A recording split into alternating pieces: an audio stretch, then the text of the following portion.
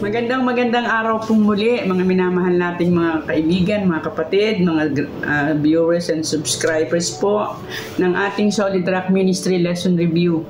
Napakabilis po talaga ng panahon. Merry Christmas na po. Kasi papasok na po tayo sa buwan ng December.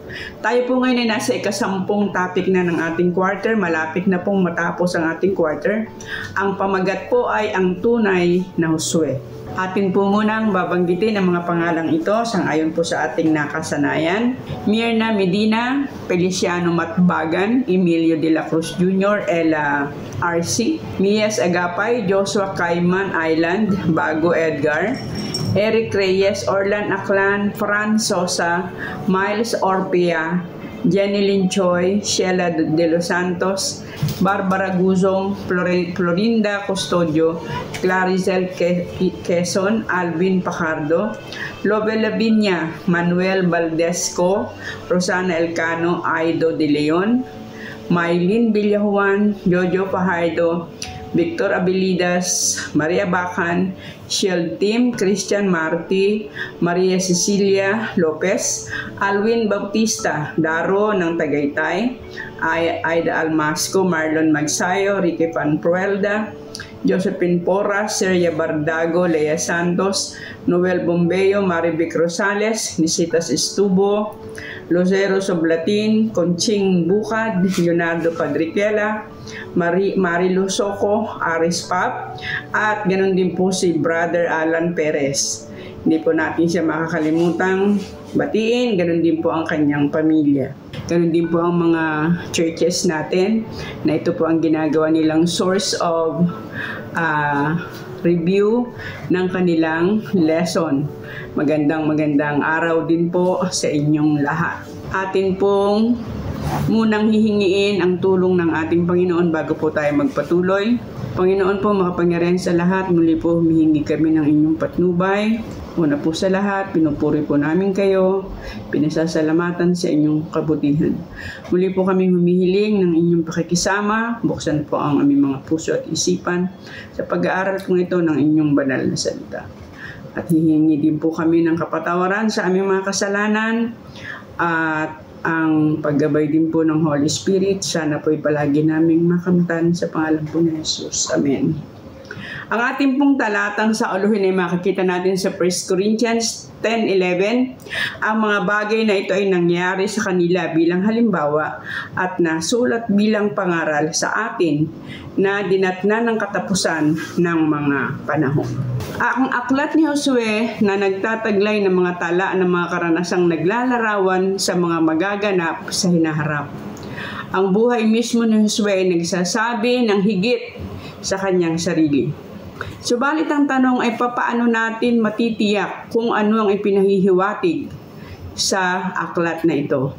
At paano natin matitiyak na hindi tayo lalagpas sa tunay na inilalarawan ito? Ano ang mga biblikal na katibayan ng paggamit ng mga larawan o anino ng mga dakilang bagay na darating?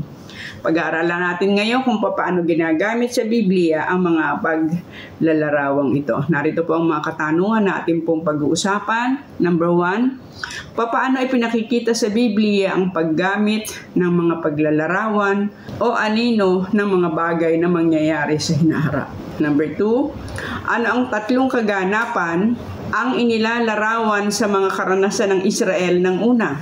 Number 3, papaanong si Josue ay naging anino ng darating na propeta? Number 4, papaano ay pinakikilala ang bagong tipan, ang tunay na Josue? At number 5, papaano naman ang pakikipagbaka ni Josue at ng buong Israel umaanino sa pakikipagbaka ng mga Kristiyano? Balikan po natin ang ating unang katanungan.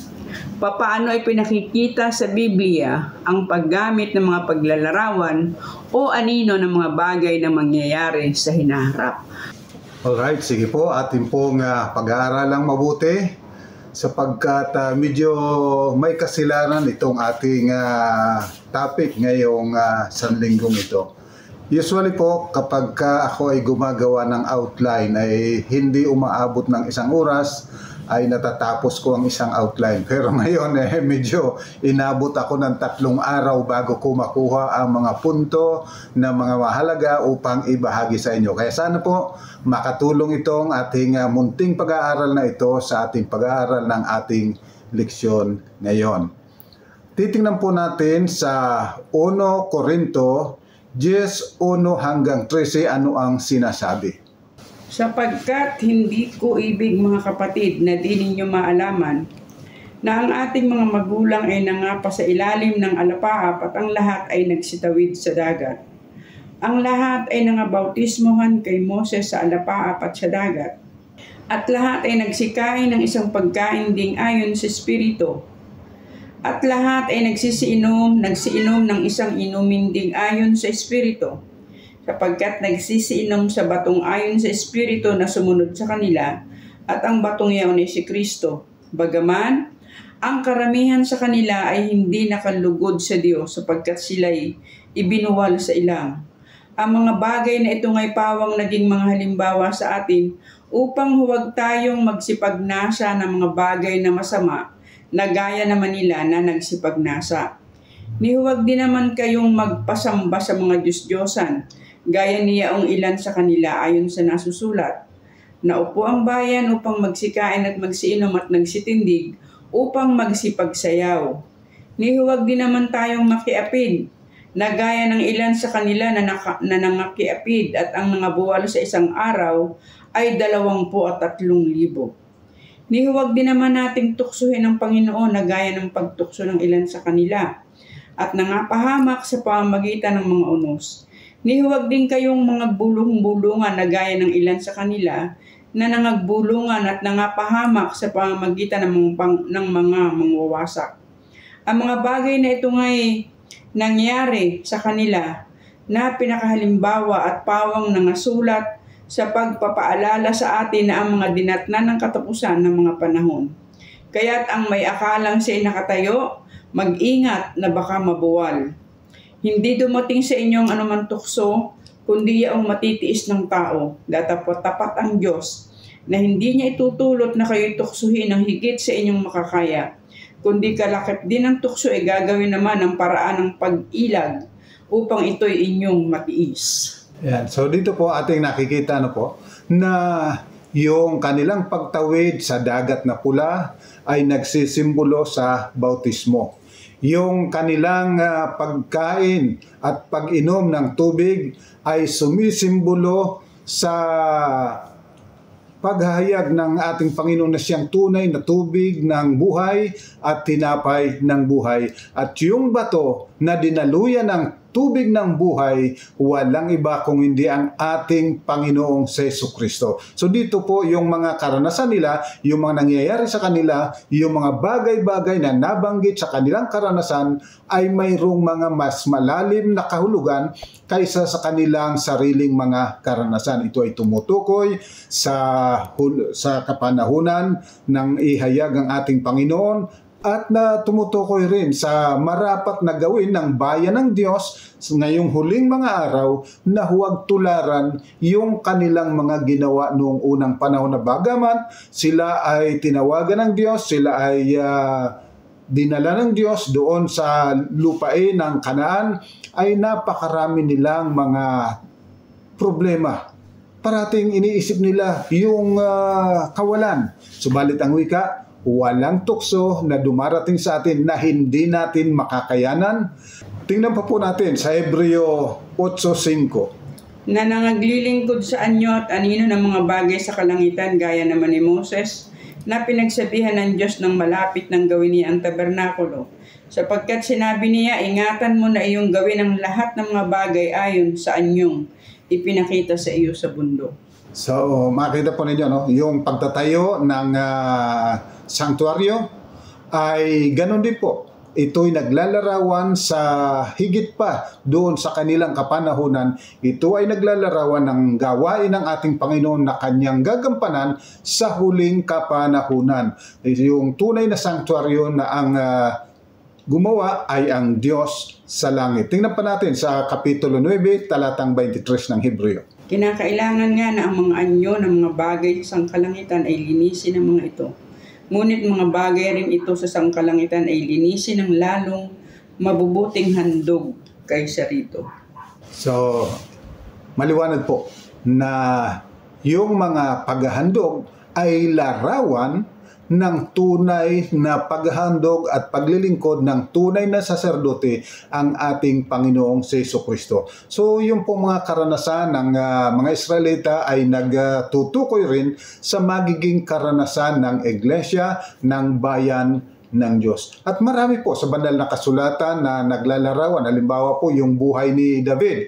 Kapag tinignan po ninyo dyan sa mga awit 22:1, talatang 14 hanggang 18, makikita po natin na ito ay naganap at tumutukoy sa ating Panginoong Jesucristo at makikita natin yan pagdating doon sa Juan 19:2. Ano po? So, malimit po sa banal na kasulatan, lalo tigit sa lumang tipan, mayroong mga tinuturo na mga aral, subalit it goes beyond their time. Ito po ay may kinalaman sa ating kapanahunan at sa panahon pang darating.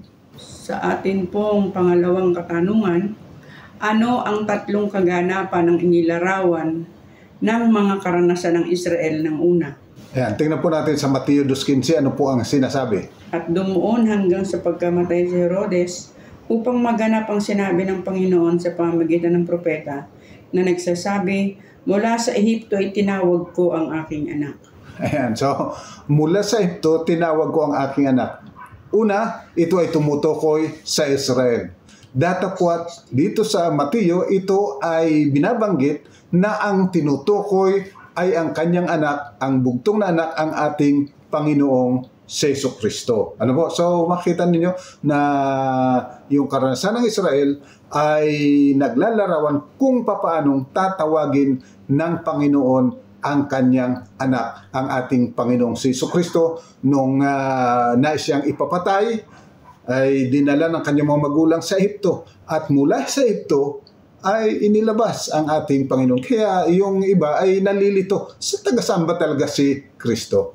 Kasi sabi nito, galing sa Ehipto. Ay bakit siya? Taga Nazareth. So hindi siya. Datapwat maliwanag po, si Kristo dinala sa Ehipto at mula doon ay tinawag. Ano po? Kung titingnan naman po natin sa Galatians 6:16, ang sinasabi ay ganito. At ang lahat ng mga nagsisilakad ayon sa alituntunong ito, kapayapaan at kaawaan-awa ang sumakanila at sa Israel ng Diyos. Yan. So, dito na po, yung iglesia naman ay tinatawag na Israel ng Diyos. So, yung pong bayang Israel ay naglalarawan sa bayan ng Diyos ngayon, ang iglesia. At pag tinignan naman po natin sa Apocalypse 7:4 hanggang 8, pagkatapos talatang 14, ito naman ang sinasabi. At narinig ko ang bilang ng mga natatakan na 144,000 na natatakan sa bawat angkan ng mga anak ni Israel. Sa angkan ni Huda ay 12,000 ang tinatakan. Sa angkan ni Israel ay 12,000. Sa angkan ni Gad ay 12,000. Sa angkan ni Aser ay 12,000. Sa angkan ni Naphtali ay 12,000. Sa angkan ni Manases 12,000. Sa angkan ni Simeon 12,000. Sa angkan ni Levi 12,000. Sa angkan ni Isakar 12,000. Sa angkan ni Zebulon 12,000. Sa angkan ni Jose 12,000. Sa angkan ni Benjamin 12,000. Pagkatapos ng mga bagay na ito, ay tumingin ako at narito ang isang lubhang karamihan na di mabilang ng sinuman, na mula sa bawat bansa at lahat ng mga angkan ng mga bayan at mga wika, na nakatayo sa harapan ng luklukan, sa harapan ng kordero, na nadaramtan ng mapuputing damit at may mga palma sa kanilang mga kamay. Hanggang saan?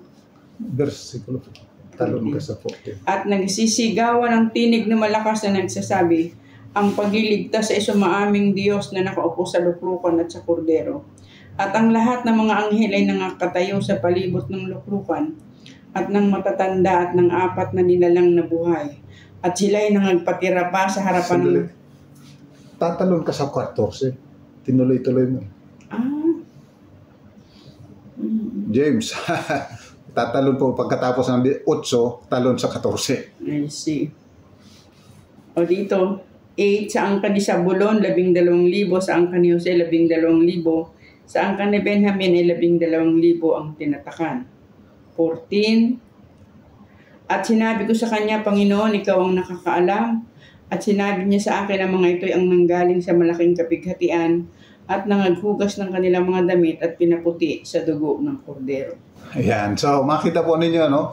Yung sinasabing mga Israelita na 144,000, pagdating sa talatang 14, ipinakilala na ito yung mga nagdanas ng malaking kapighatian, datapot panagumpay. So ito ay tumutukoy sa bayan ng Diyos sa huling kapanahunan na magtatagumpay laban sa tatak ng hayop. So yung pong karanasan ng Israel, yung Exodus, yung sanctuaryo, kapwa po yun mayroong mga kahulugan na tumutukoy sa mga huling kapanahunan. Sa panahon ng ating Panginoon, sa panahon natin ngayon, at sa darating pang kapanahunan. So ito pong aklat ng banal na kasulatan ay mayroong tinatawag na Christological, na ibig sabihin tumutukoy kay Kristo. Meron din namang ecclesiastical, na ibig sabihin tumutukoy sa iglesia. At pagkatapos eschatological, yung sa huling kapanahunan, yung final events. Okay po, at ngayon sa pangatlo po nating katanungan, paano si Josue ay naging anino ng darating na propeta? Ayan, so titingnan po natin ano ba ang sinasabi sa Deuteronomio 18:15 hanggang 19. Palilitawin sa iyo ng Panginoon mong Diyos ang isang propeta sa gitna mo, sa iyong mga kapatid na gaya ko sa kanya kayo makikinig. Ayon sa lahat ng iyong ninasa sa Panginoon mong Diyos sa Horeb, sa araw ng kapulungan na sinasabi, huwag mong iparinig uli sa akin ang tinig ng Panginoon kong Diyos, ni ipakita pa sa akin itong dakilang apoy upang huwag akong mamatay. At sinabi ng Panginoon sa akin, mabuti ang kanilang pagkasabi sa kanilang salitain. Aking palilitawin sa kanila ang isang propeta sa gitna ng kanilang mga kapatid na gaya mo, at aking ilalagay ang aking mga salita sa bibig niya, at kanyang sasalitain sa kanila ang lahat ng aking iutos sa kanya. At mangyayari na sino mang hindi makinig sa aking mga salita na kanyang sasalitain sa aking pangalan, ay aking sisiya sa atin ayon sa kanya. So kung ating pong titingnan dito, ito po ay natupad nung suguin ng Panginoon si Josue bilang kapalit ni Moises na siyang tatayo na bilang pangalawang Moises. Datapot hindi lang po ito tumutukoy kay Josue, sapagkat kapag binasa po natin sa mga gawa 3:22 hanggang 26, ganito naman ang ating pong makikita. Tunay na sinabi ni Moses ang Panginoong Diyos ay magtitindig sa inyo ng isang propetang gaya ko mula sa gitna ng inyong mga kapatid. Siya ang inyong pakinggan sa lahat ng mga bagay na sa inyo'y sasalitain niya. At mangyari na ang bawat kaluluwa ay hindi makinig sa propetang yaon, ay pupuksain lubos mula sa gitna ng bayan. Oo, ang lahat ng mga propetang mula kay Samuel at mga nagsisunod sa dami ng mga nagsipagsalita, sila naman ay nagsipagsaysay rin tungkol sa mga araw na ito. Kayo ang mga anak ng mga propeta at ng tipang ginawa ng Diyos sa inyong mga magulang, na sinabi kay Abraham at sa iyong binhi ay pagpalain ang lahat ng mga angkan sa lupa. Sa inyo una-una nang maitindig na ng Diyos ang kanyang lingkod, ay sinugo niya upang kayo'y pagpalain sa pagtalikod ng bawat isa sa inyong mga kalapastangan. So, ito po ay tumutukoy naman sa ating Panginoong Jesucristo. So, ito yung po kasing pangalang Josue, galing sa Hebrew yung salita na Yehoshua, nang ibig sabihin, Jehovah will save.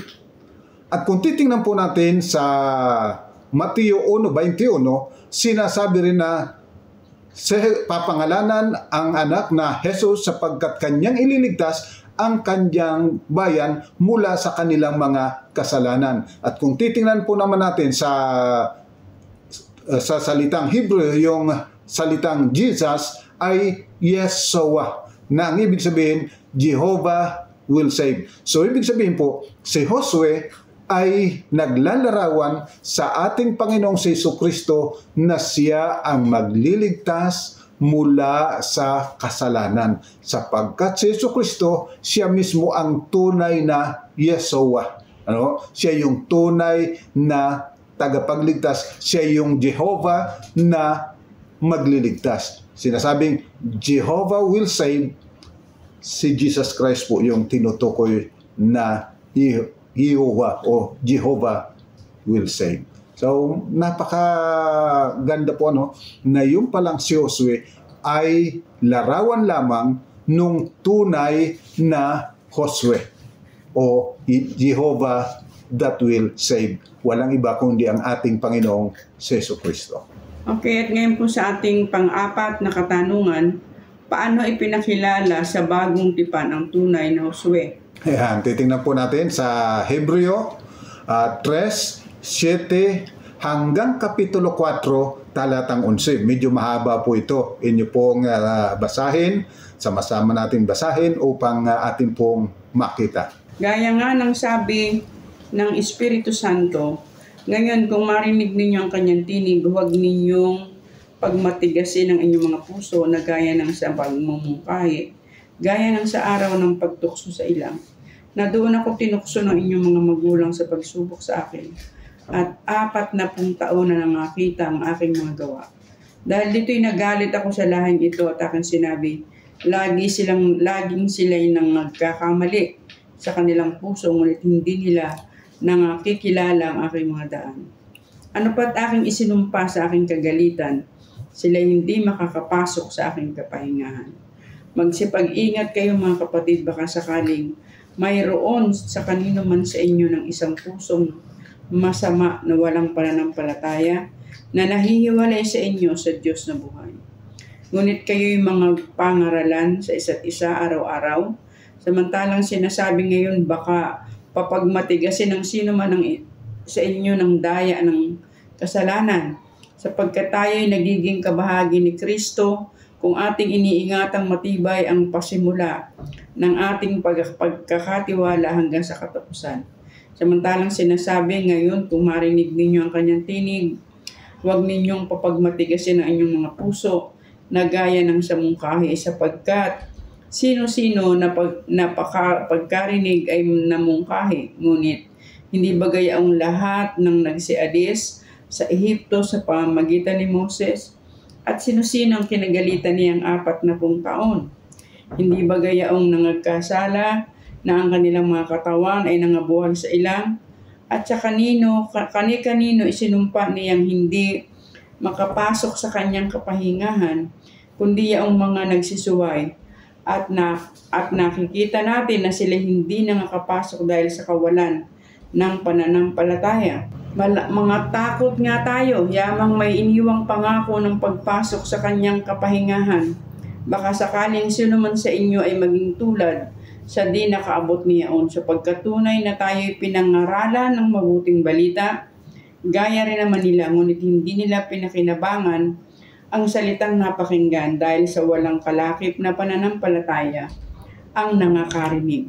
Sapagkat tayong nagsisisampalataya ay nagsisipasok sa kapahingahan niyaon. Gaya ng sinabi niya, gaya ng aking isinumpa sa aking kagalitan, sila'y hindi magsisipasok sa aking kapahingahan. Bagamat ang mga gawa ay nangatapos mula nang itatag ang sanlibutan. Sapagkat sa isang dako ay sinabi niyang ganito tungkol sa 7 araw, at nagpahinga na 7 araw ang Diyos sa lahat ng kanyang mga gawa. At sa dakong ito ay muling sinabi, sila'y hindi magsisipasok sa aking kapahingahan.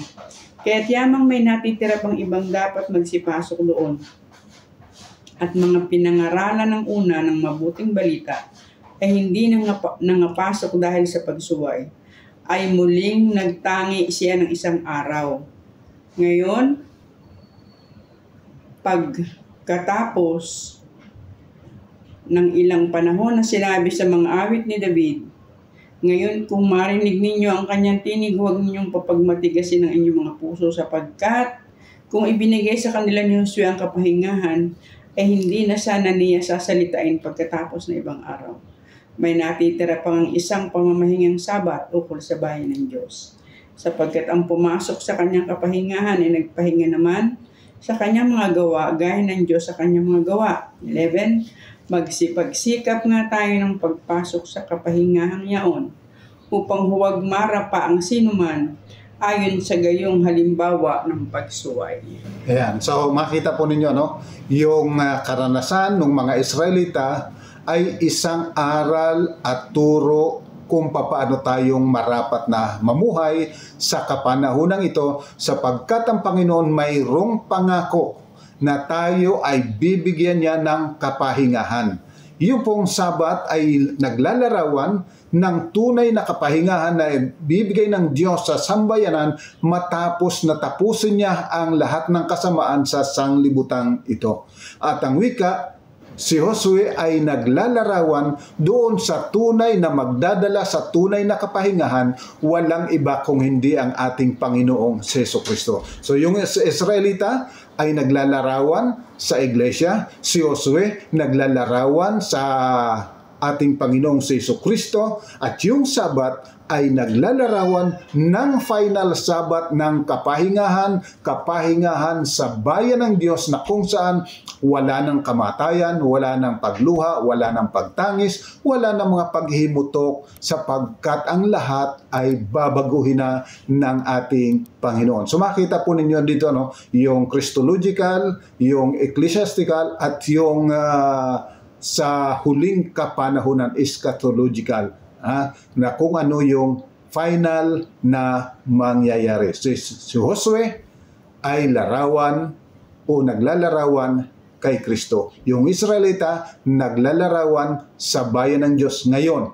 na ang kinakailangan pananampalataya. Pananampalatayang makikita mo sa ginagawa, hindi puro ngawa. No? Marami kasi mga Kristiyano na nagsasabing sila ay Kristiyano, datapwat hindi nakikita sa kabuhayan, sapagkat ang pagiging tunay na bayan ng Diyos ay hindi sa pangalan, kung hindi sa karakter. Nakikita ba ang karakter ng makadiyos o karakter ng kaaway ng Diyos? At ngayon naman po sa atin pong panglimang katanungan, at ito po ang last question. Papaano naman ang pakikipagbaka ni Josue at ng buong Israel umaanino sa pakikipagbaka ng mga Kristiyano? Ayan, tingnan po natin sa Efeso 6, talatang 10 hanggang 12, ano po ang sinasabi? Sa katapos-tapos ay magpakalakas kayo sa Panginoon at sa kapangyarihan ng kanyang kalakasan. Magbihis kayo ng buong kagayakan ng Diyos upang kayo'y magsitibay laban sa mga lalang ng dyablo. Sapagkat ang ating pakikipagbaka ay hindi laban sa laman at dugo, kundi laban sa mga pamunuan, laban sa mga kapangyarihan, laban sa mga namamahala ng kadilimang ito sa sanglibutan, laban sa mga ukol sa espiritu ng kasamaan sa mga dakong kaitaasan. So, maliwanag po, no? Na yung pakikipaglaban ng mga Israelita ay naglalarawan sa ating magiging pakikipaglaban. At yung mga makapangyarihan sa panahon ng mga Israelita ay naglalarawan sa kapangyarihan ng kadiliman na siyang nagahari sa sanglibutan na ito, na marapat nating labanan. Tatandaan po, ang ating kalaban, hindi lang yung mga makapangyarihan, kung hindi yung nasa ibabaw ng makapangyarihan sa sanglibutan ito, walang iba kung hindi ang dyablo. Kaya kinakailangan natin ng pananampalataya, kinakailangan natin ng katatagan na ang Panginoon makikipaglaban para sa atin. Kinakailangan lang nating tumindig. Kinakailangan nating matibay na panghawakan ng salita ng Diyos, sapagkat ang Panginoon ang siyang makikipaglaban para sa atin, sapagkat ang ating kalaban ay ang dyablo at hindi natin kakayanin. Kaya ang kaligtasan po talaga ay sa pamagitan ng biyaya ng ating Panginoon. Kailanman hindi natin mapananagumpayan ang kaaway malibang sumaatin ang Diyos. At ang Diyos ay masa sa atin kung tayo ay maninindigan, manghahawak ng matibay sa kanyang mga salita, sa kanyang mga tagubilin at mga kautusan. Tingnan pa po natin sa 2 Korinto, Kapitulo 10, 3 hanggang 5, ano ang sinasabi? Sapagkat bagaman kami ay nagsisilakan sa laman, ay hindi kami nangakikipagbakang ayon sa laman. Sapagkat ang mga sandata ng aming pakikilaban ay hindi ukol sa laman, kundi sa harapan ng Diyos ay may kapangyarihang gumiba ng mga kuta, na siyang gumigiba ng mga maling haka at ng bawat bagay na matayog na nagmamataas laban sa karunungan ng Diyos, at bumibihag sa lahat ng pag-iisip sa pagtalima kay Kristo. Ayan. So, sa ating po pakikipaglaban, ang kailangan po natin hindi physical na sandata. Kung hindi ang sandata ng Diyos, pananampalataya, pananalangin, salita ng Diyos, yung mabuting pabalita ng Diyos. Ito ang dapat na gayak na nasa atin. Ito ang dapat na taglay natin. Ito ang dapat na ginagamit natin. Tatandaan, ang ating pong pakikipaglaban ay laban sa espiritu ng kasamaan. Kaya hindi maaari na gagamitin natin yung instrumento ng sanglibutan.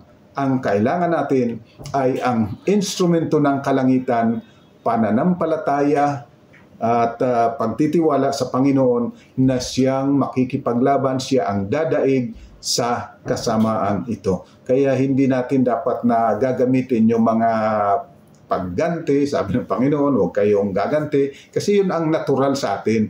Gagamit tayo ng mga armas, subalit itinuturo po sa atin na tayo ay may kakaibang armas.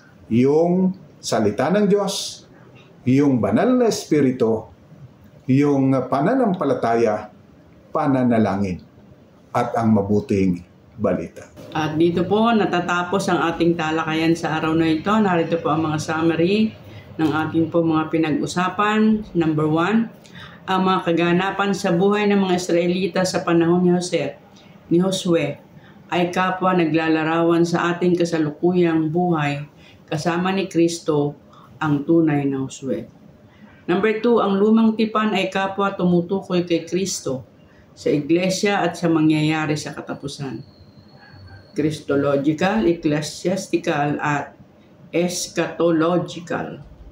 Number 3, Jehovah will save. Ito ang katotohanan. Hindi dahil sa ating gawa, kundi sa ginawa at ginagawa ni Kristo.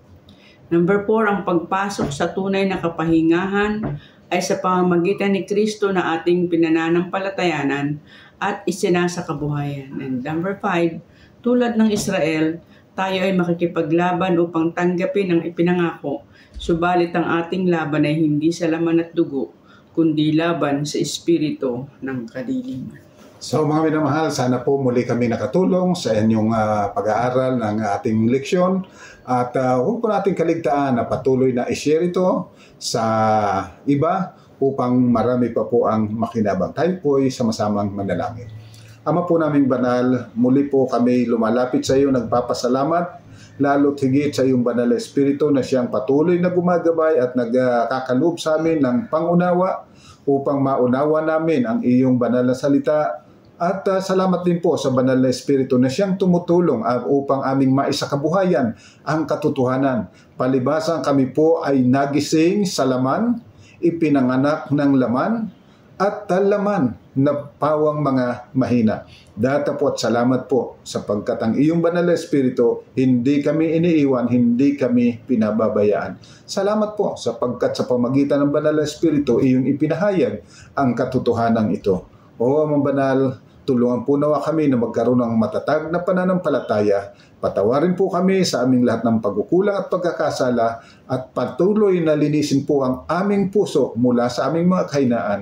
Ito po ang aming pakiusap sa ngalan po ng aming Panginoong Jesus.